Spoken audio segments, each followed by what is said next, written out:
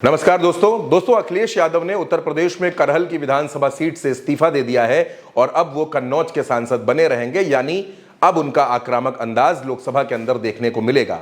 लेकिन अखिलेश यादव के इस्तीफे के बाद दो सवाल खड़े हुए।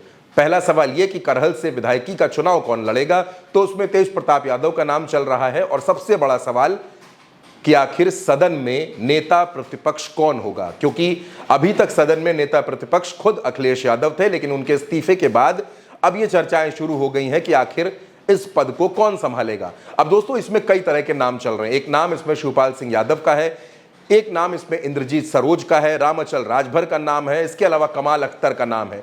लेकिन इन तमाम नामों के बीच एक नाम वो है जिसने सबसे ज्यादा सुर्खियां बटोरी हैं और इन दिनों सबसे ज्यादा चर्चा में है। दोस्तों ऐसा कहा जा रहा है कि अखिलेश यादव उत्तर प्रदेश में विधानसभा में नेता विरोधी दल का जो पद है, ये नेता प्रतिपक्ष का जो पद है, वो एक महिला विधायक को दे सकते हैं। अब वो महिला विधायक कौन है? दोस्तों जिस नाम की चर्चा हो रही है वो नाम है मछली शहर की विधायक डॉक्टर रागिनी सोनकर का। डॉक्टर रागिनी सोनकर को विधानसभा के अंदर आपने भी देखा है किस तरह से उन्होंने अपने भाषण से योगी आदित्यनाथ की सरकार को घेरा है, सरकार पर हमला बोला है, चाहे वो स्वास्थ्य से जुड़े मसले रहे हों, चाहे वो सड़क निर्माण से जुड़े मसले हों। इसीलिए इस बात का अंदाजा लगाया जा रहा है कि अखिलेश यादव एक बड़ा दांव चल सकते हैं रागिनी सोनकर को नेता प्रतिपक्ष बनाकर। अब रागिनी सोनकर अगर नेता प्रतिपक्ष बनती हैं तो उससे समाजवादी पार्टी का क्या फायदा होगा, क्योंकि समाजवादी पार्टी के पास कई सीनियर नेता हैं, कई सीनियर विधायक हैं जिनके नाम की चर्चा हो रही है। ओम प्रकाश सिंह के नाम की भी चर्चा हो रही है। दरअसल उत्तर प्रदेश में समाजवादी पार्टी के पास सदन में दो पद खाली हैं, एक है नेता प्रतिपक्ष का और दूसरा मुख्य सचेतक का।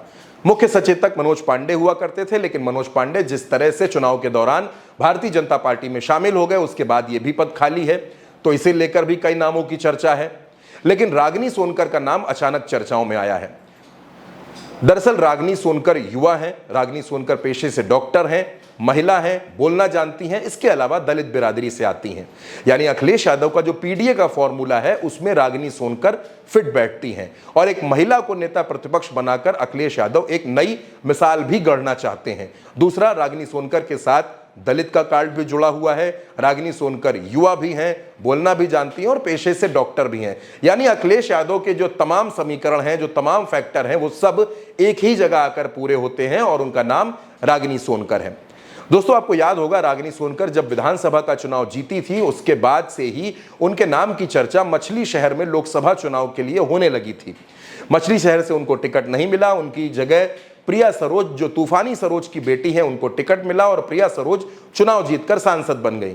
चुनाव के दौरान रागिनी सोनकर की कुछ नाराजगी की भी खबरें सामने आई थी, लेकिन फिर रागिनी सोनकर ने पूरी ताकत से मछली शहर की सीट पर प्रिया सरोज को चुनाव लड़ाया और मछली शहर की सीट समाजवादी पार्टी जीत गई। और अब माना जा रहा है कि रागिनी सोनकर ने जो धैर्य रखा, रागिनी सोनकर ने जिस तरह से समाजवादी पार्टी का साथ दिया, उसके इनाम में उनको नेता प्रतिपक्ष की कुर्सी मिल सकती है।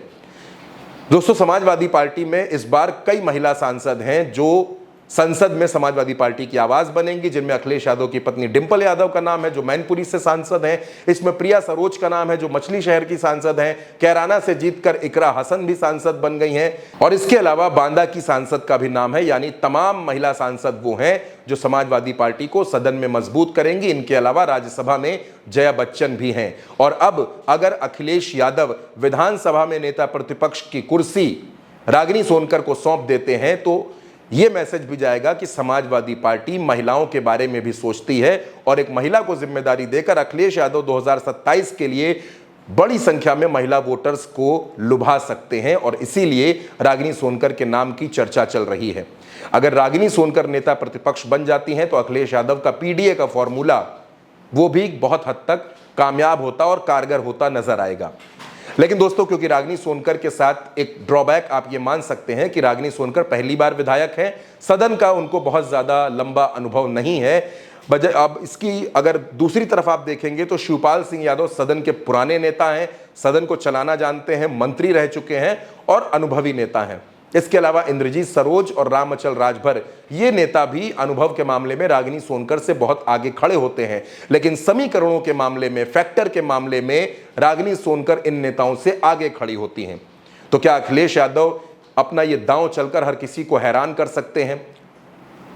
अखिलेश यादव का ये फैक्टर कितना काम करेगा, और अगर अखिलेश यादव रागिनी सोनकर को कमान सौंप देते हैं तो इसका फायदा समाजवादी पार्टी को आने वाले विधानसभा चुनाव और उससे पहले विधानसभा का जो उपचुनाव होना है उत्तर प्रदेश की 10 सीटों पर, उसमें कितना फायदा मिलेगा, शायद ये उसके लिटमस टेस्ट की तरह भी हो सकता है। अब दोस्तों, अखिलेश यादव ने अगर दलित कार्ड को देखिए तो अयोध्या जैसी सीट पर, जो सामान्य सीट है, वहां पर अवधेश प्रसाद को चुनाव लड़ाकर दलितों को एक मैसेज दिया। कौशाम्बी में पुष्पेंद्र सरोज सांसद बन गए, वो भी दलित बिरादरी से आते हैं। और अब रागिनी सोनकर का नाम नेता प्रतिपक्ष के लिए चल रहा है, ऐसी चर्चाओं में है, ऐसी खबरों में है। तो अगर रागिनी सोनकर नेता प्रतिपक्ष बनती हैं, उनको अखिलेश यादव ये जिम्मेदारी देते हैं, तो क्या इसका फायदा समाजवादी पार्टी को मिलेगा? क्या महिला वोटर समाजवादी के प्रति, समाजवादी पार्टी के साथ आकर्षित हो सकती हैं? अखिलेश यादव का ये दांव काम करेगा? इस बारे में आपकी क्या राय है? आप क्या सोचते हैं? अपनी राय हमें कमेंट बॉक्स में जरूर बताएं। ये खबर आप उल्टा चश्मा यूसी पर देख रहे थे। अगर आपने चैनल को सब्सक्राइब नहीं किया है तो जरूर सब्सक्राइब करिए।